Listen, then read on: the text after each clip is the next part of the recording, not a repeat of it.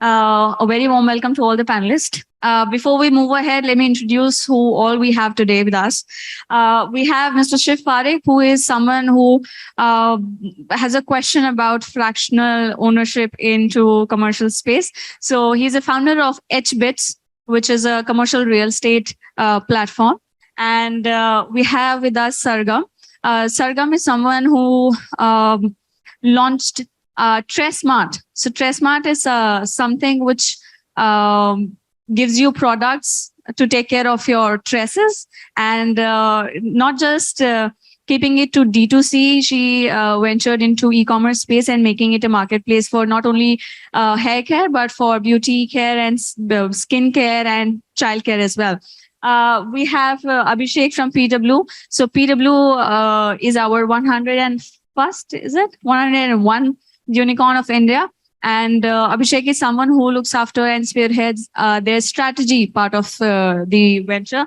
We'll deep dive into the discussion going forward. We'll talk about how and what factors affect the success and development of any venture.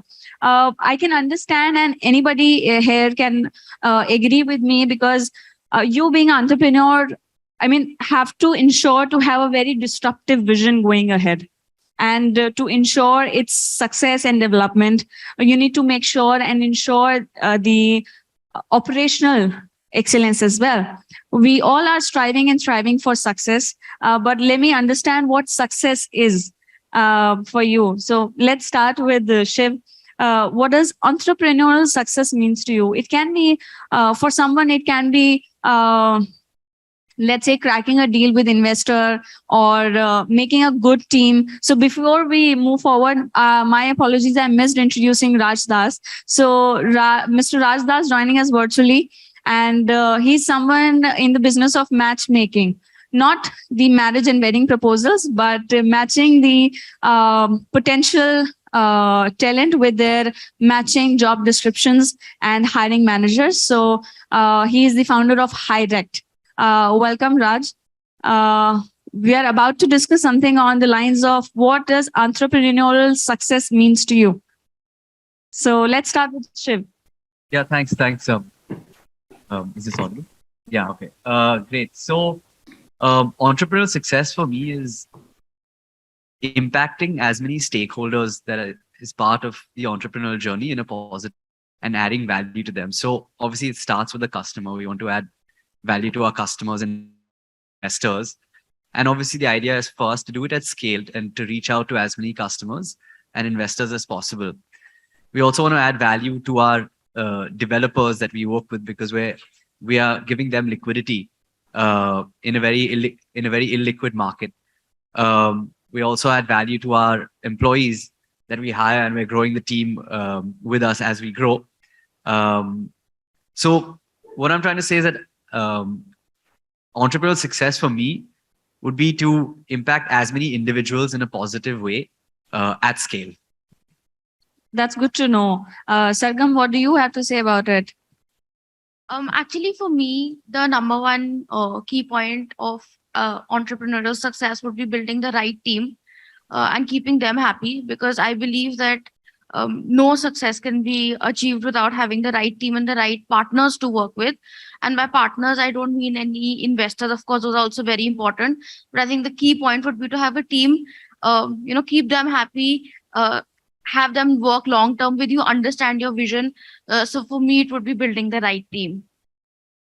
Thanks, Sargam. Abhishek, we know that you right now takes care of the strategy part of the venture, but you have been there in the initial stages when the venture was starting up. So what's your thought on this? So thank you for this question, but my colleagues here have already added the key pointers. For us, entrepreneurial success is a strong NPS and a story where a child who was a craftsman a few days back can now dream to become a doctor. A story where someone who studies from a torchlight can now dream to change the lives of his entire family.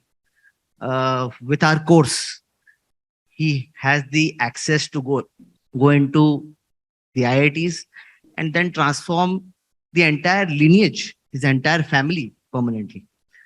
And the story where someone from Kashmir, uh, in such a troubled social setup backdrop, he is able to prepare for his examinations unhindered, without any financial constraints, without financial constraints becoming an obstacle.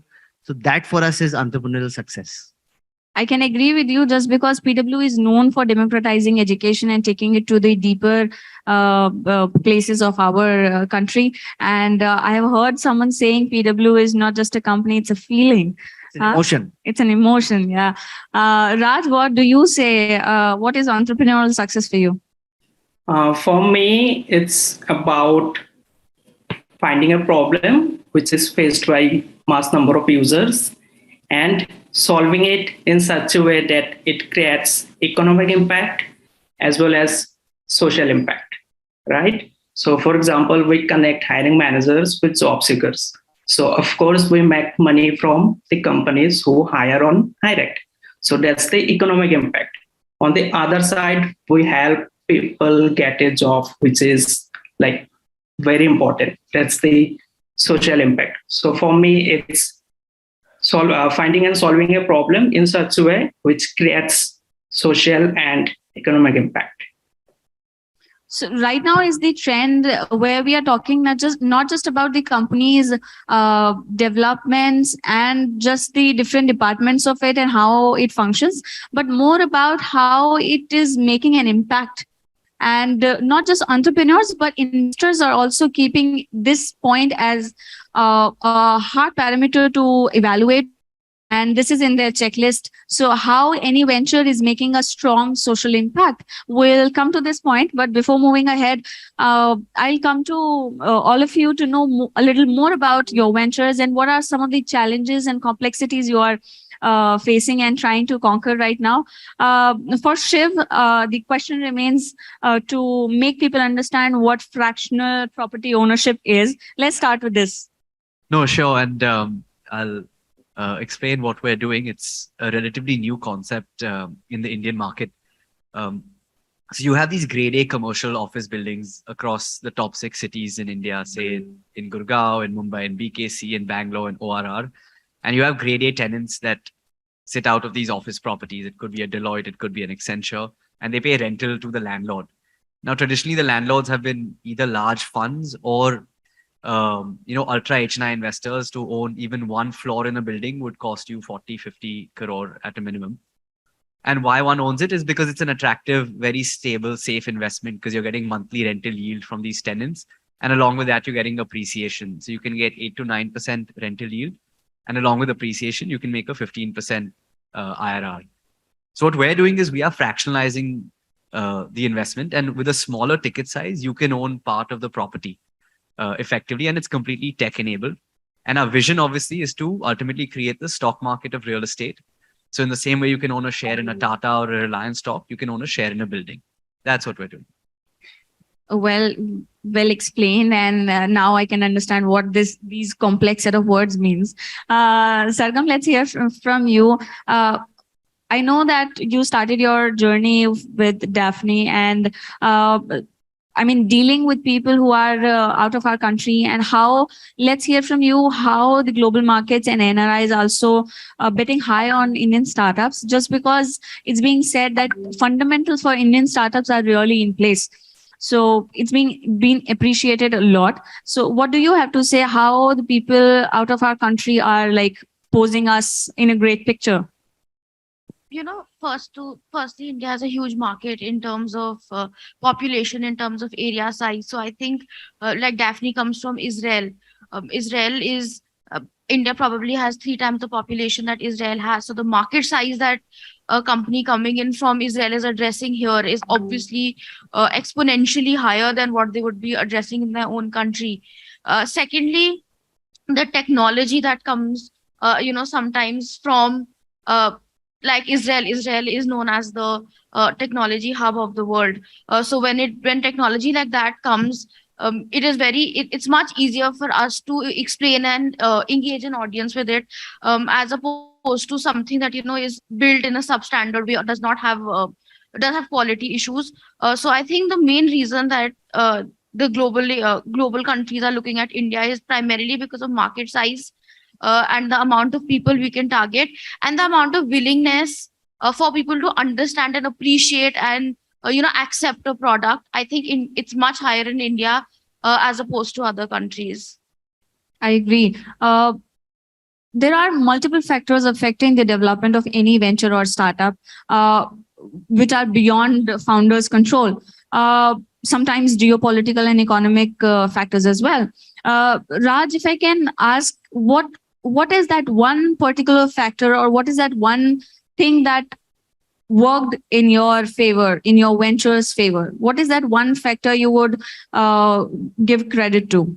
So I would say it's timing, right? Because we are into a very competitive space. So launching your business at the right time might be the key to success. And we launched at the time of lockdown, where when the hiring dynamics completely changed, right?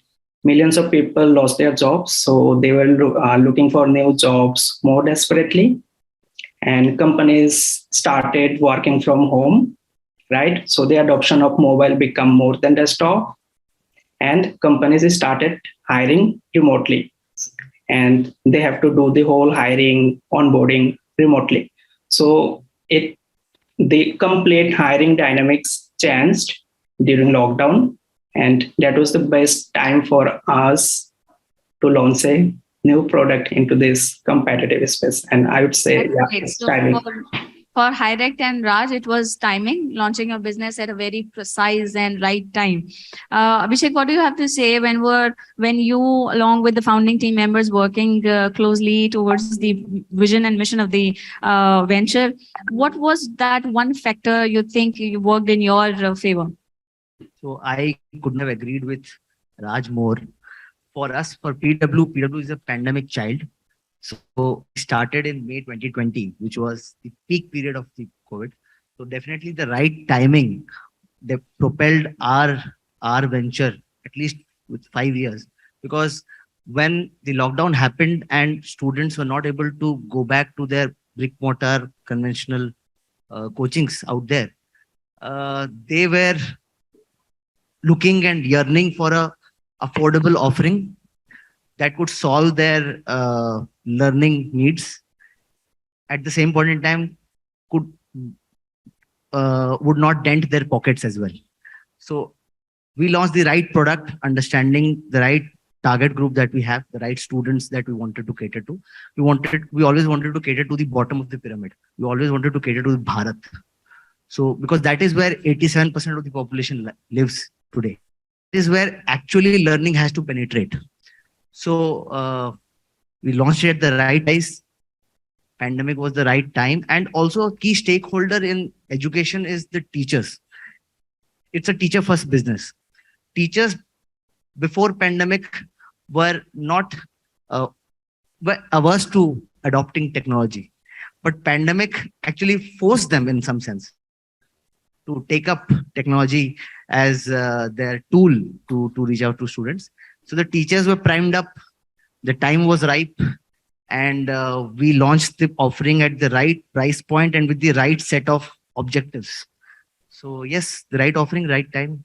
That's right, and it's very evident that you worked well. So, I mean, 8 million odd people following your channel. I don't know the correct It's number. 15 million now. My goodness. So like it speaks volume about the venture and its right timing.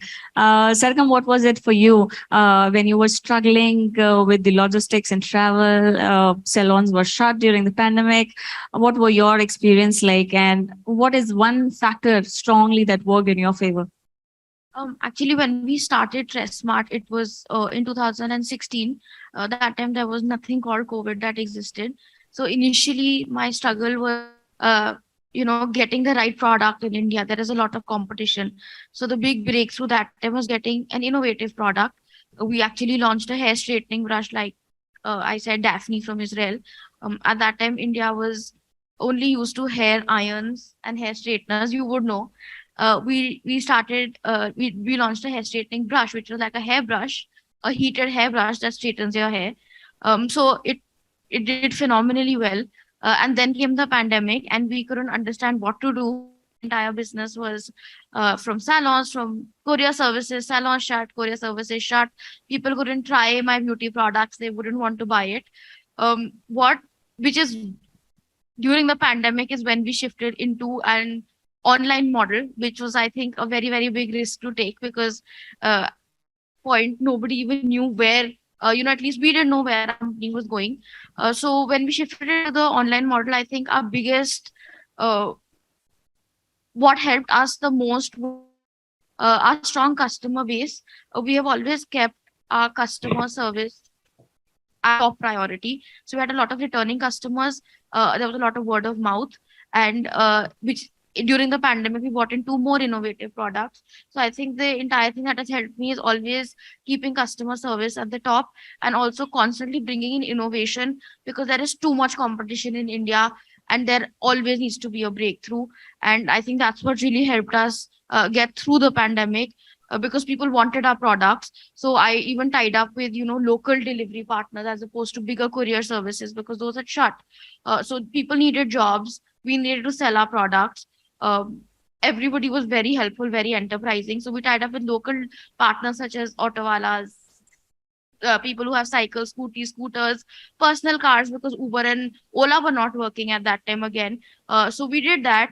We thought of innovative ways to get our products to reach our customer. And in certain cities, we even started one-day delivery. And because everybody had gone back home during COVID, so all my teammates usually come from different cities of India, and they were actually using their own cars and their own, staff, family members to deliver those products. So I think just innovating with products and innovating with how we want to change and get the products to our customers. So for Sargam, keeping customers, you may please. So I'm sure all the entrepreneurs at some point in time struggle with many challenges at one time, and they are known for innovation and disrupting these spaces. I'm not sure. Would you be surprised or not? But I was very surprised knowing that most of Tressmart's orders are coming from Nagaland and Punjab, both of the tier 2, tier 3 cities.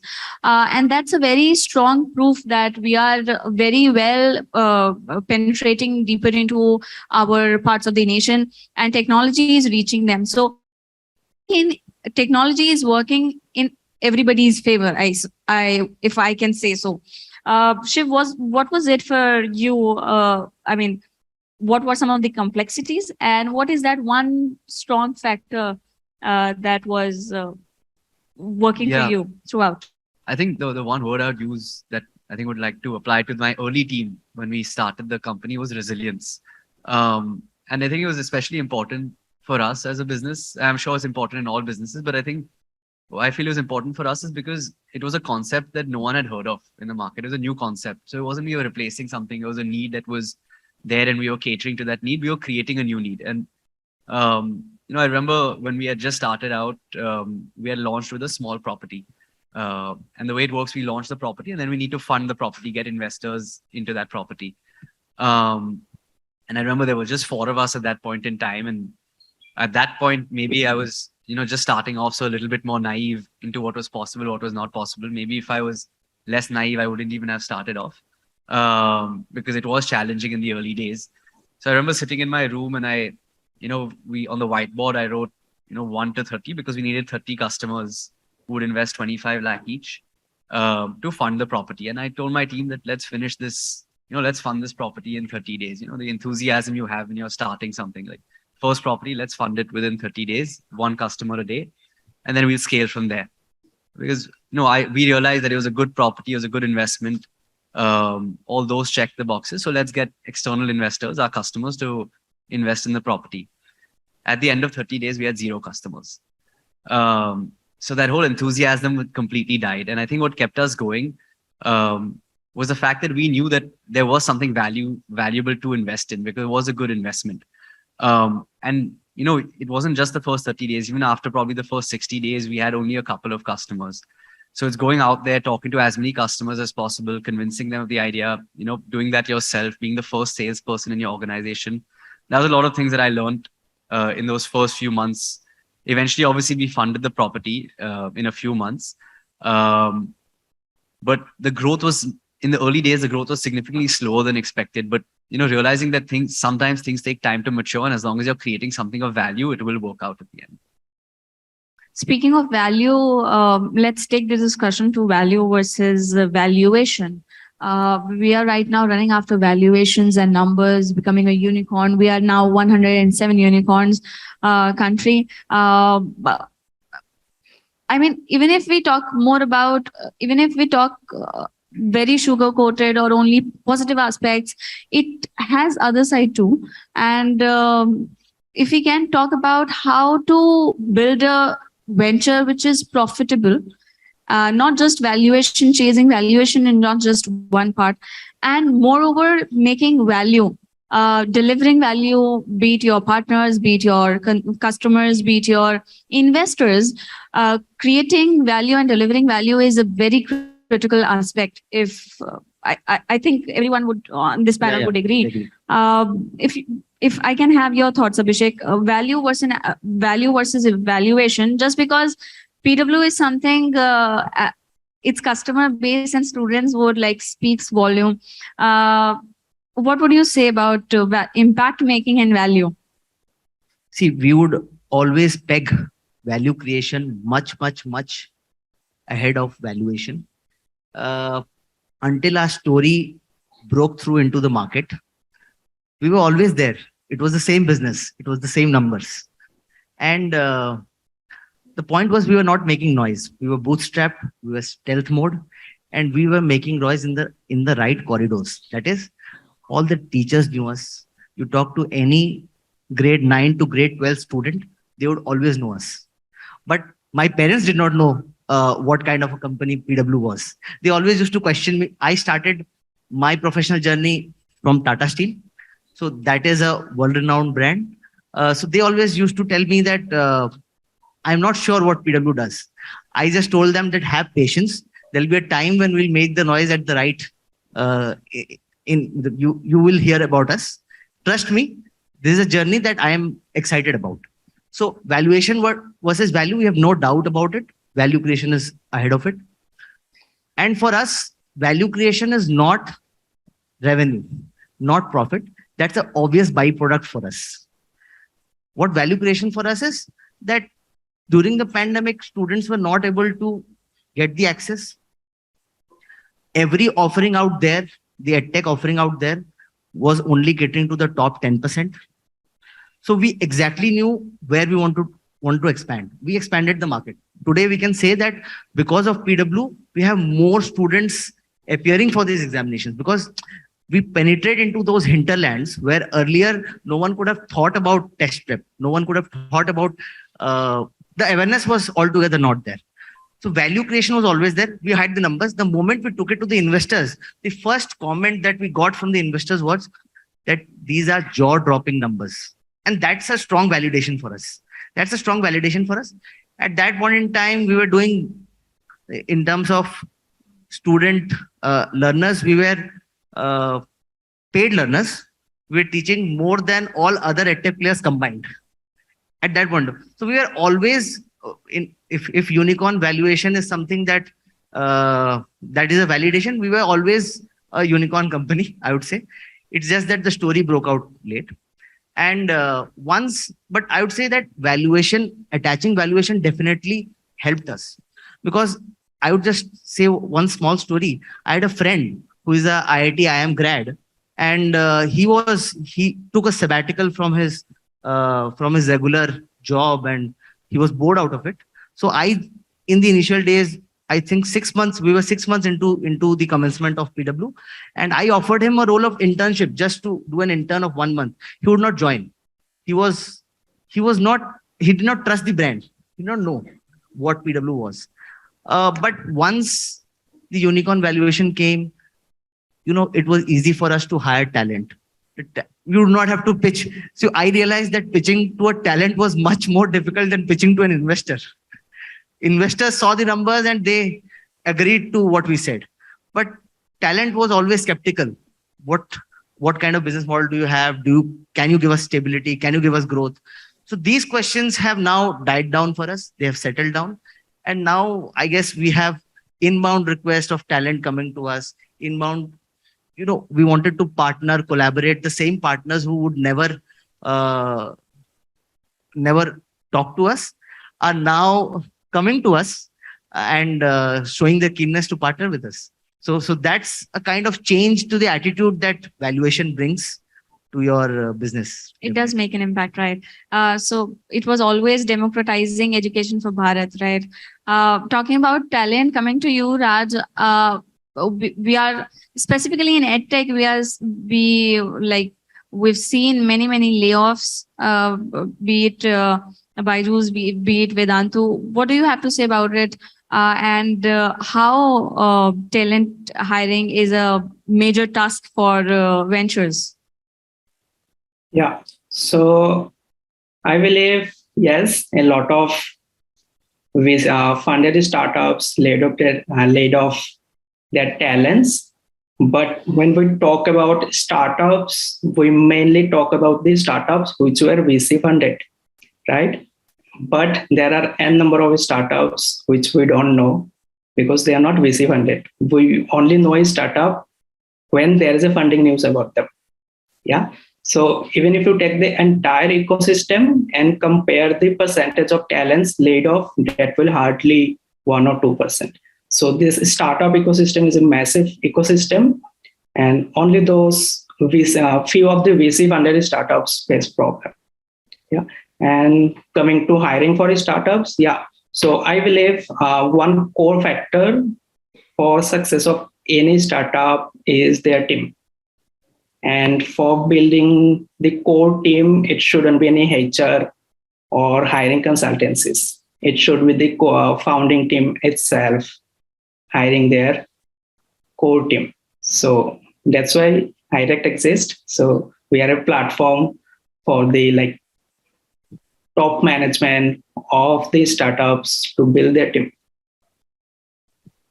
That's good. And you echoed with the thoughts of Sargam, saying team is the real core strength. Sargam, what would you say, you being bootstrapped on this panel? I'm not sure, Raj, is your venture backed with VCs and funds? Is it still bootstrapped? We are backed by 2 of global VCs. That's lovely.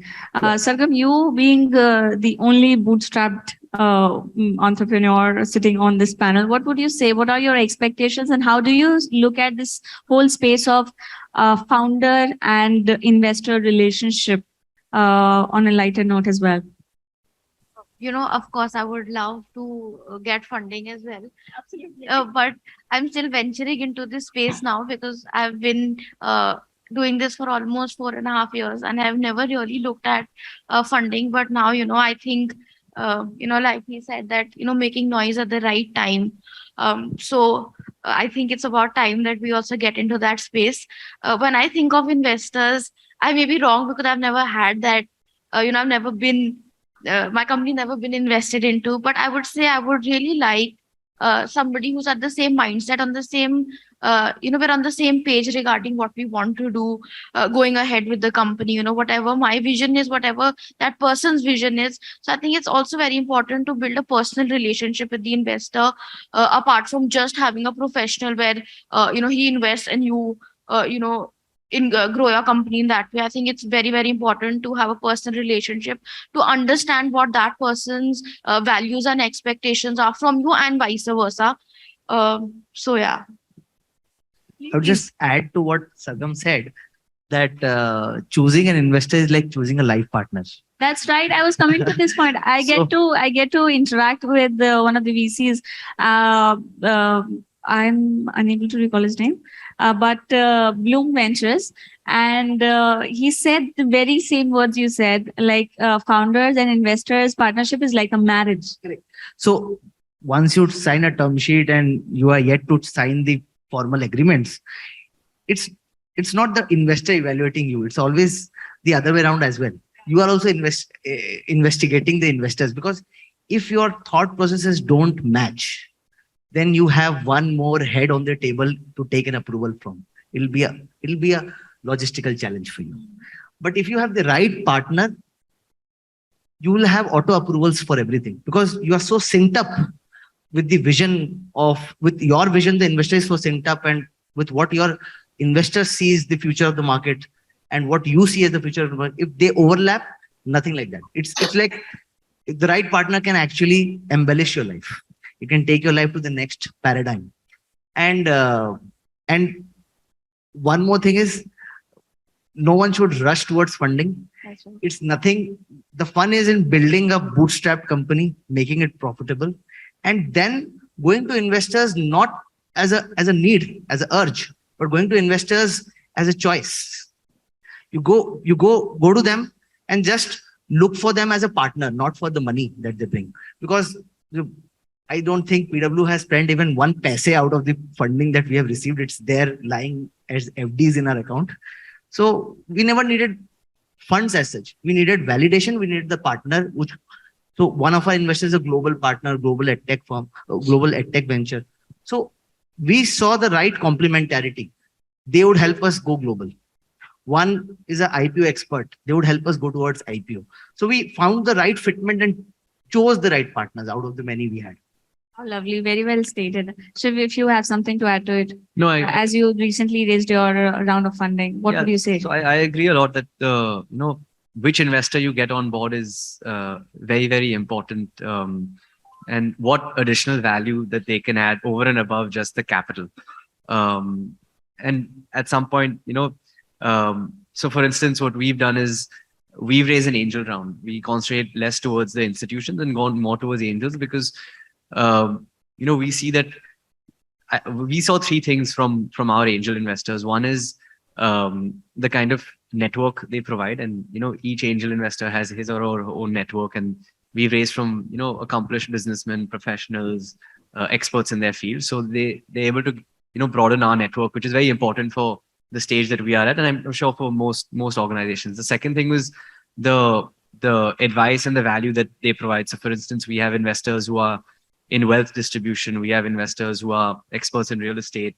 We have investors who are experts in technology. So whenever there's some question I have on that, I can instantly just WhatsApp them, ping them, get on a call with them. So yeah, those are very valuable for us over and above just the capital the investor. I should also add this here, as the government of India is also playing a very critical and a positive role in encouraging the whole ecosystem and putting it all together. Looking at angel investors, they are, betting high and are becoming more focused towards investing on early stage. Just because they are very open and welcoming towards sharing their mentorship space rather than money.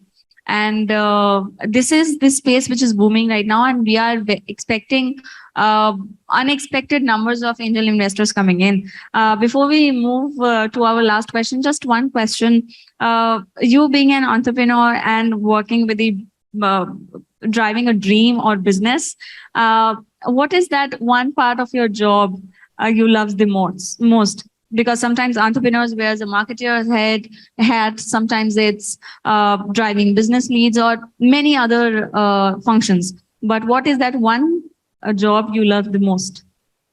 So for me, it would be interacting with people, and I say that not from just the fact that you're getting to meet a ton of people, which is great, but the opportunities that arise from interacting with different people, and the how that can completely change your business or venture. Because I have a specific example of that completely changed the trajectory of our business a few months ago.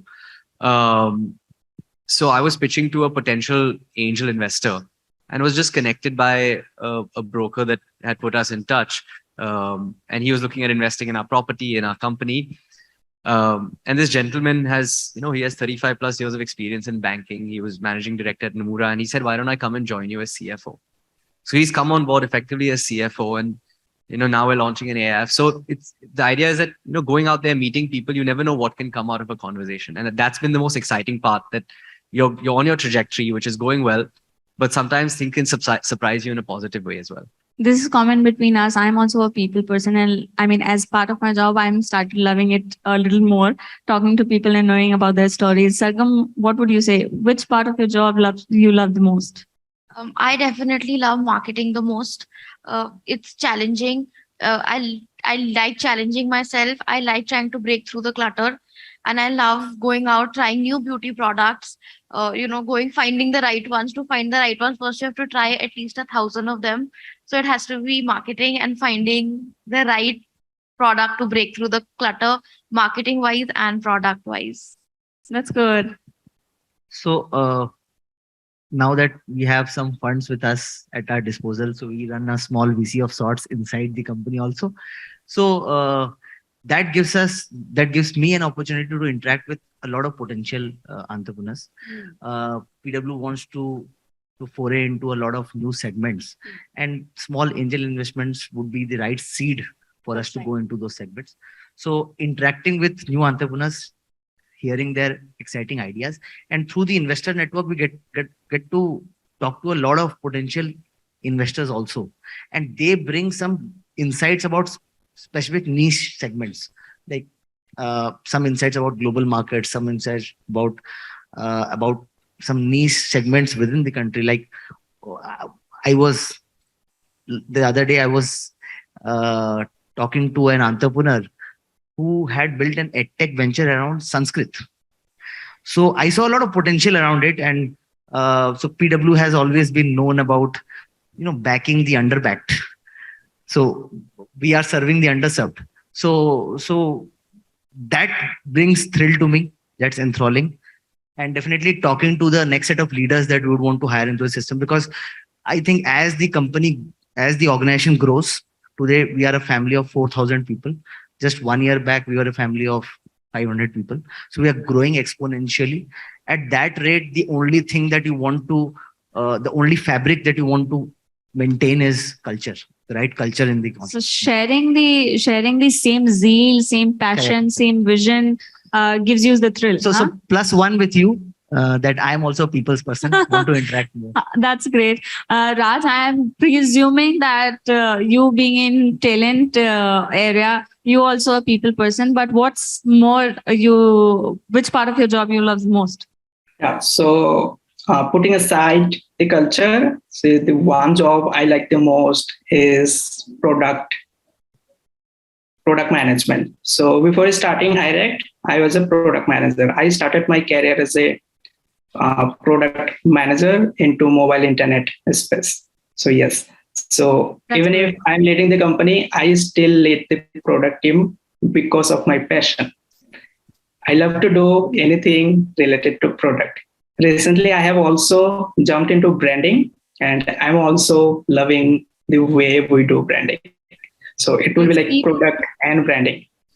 So for Rajdas, it's Rajdas. It is P and P, product plus passion.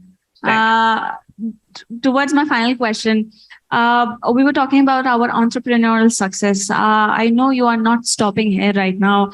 You have to achieve a lot more, and you want to be like toppest height. I don't know where, but what is your next big goal as an individual and entrepreneur as well? What is your next big goal in one statement? It shouldn't be necessarily with your venture or some numbers or profit, but it can be anything. What is your next big goal going ahead? Let's say in 5 years, 10 years, anything. What's your big dream? If I have to say it in just one line, I want to be the next Falguni Nayyar. And that's it. It deserves that cause. So my personal goal has now been completely mixed with with PW, and my personal goal is subservient to PW's goal.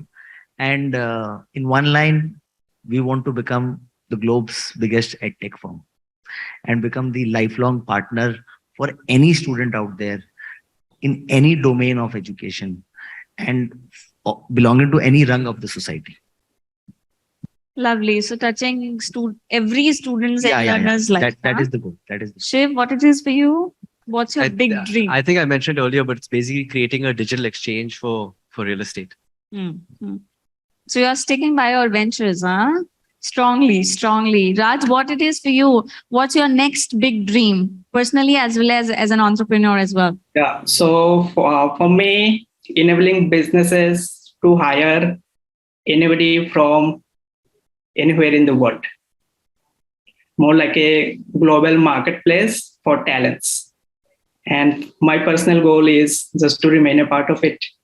Lovely. So when we started our day, we had our headline address speaker, Professor Dhruv Nath, who have been a professor and now an angel investor.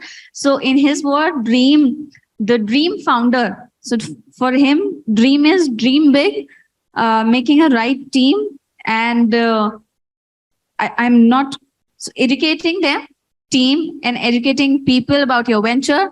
A is action and attitude, humility, and how you are working well towards your values, and M for making opportunities out of crisis. So this is a dream entrepreneurs. All the best to all of you. It has been a lovely and insightful conversation. Thank you. Thank you. Thanks. Thank you. Thank you.